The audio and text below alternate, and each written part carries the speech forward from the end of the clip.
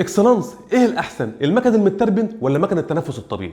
بص بقى يا رايق، انا هقول لك على مميزات كل مكنه من دول بدون الدخول في تفاصيل معقده. المكن المتربن او المكنه اللي عليها تربو بيبقى حجمها اصغر ووزنها اخف من المكن التنفس الطبيعي. الحصنه والعزم اللي طالعين من المكن اللي عليه تربو بيبقى اعلى من الهورس باور والعزم اللي طالع من مكنه التنفس الطبيعي.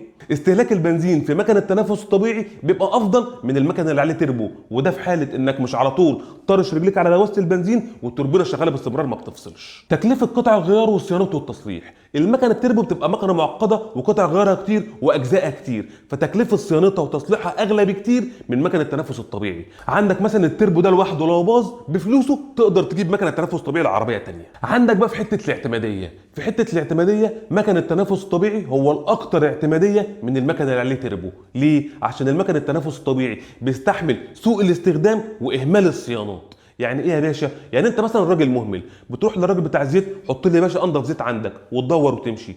او عندك يا باشا البوجيهات بايظه، تروح للراجل عندك بوجيهات نظيفه، ركب يا باشا ودور وامشي برضه.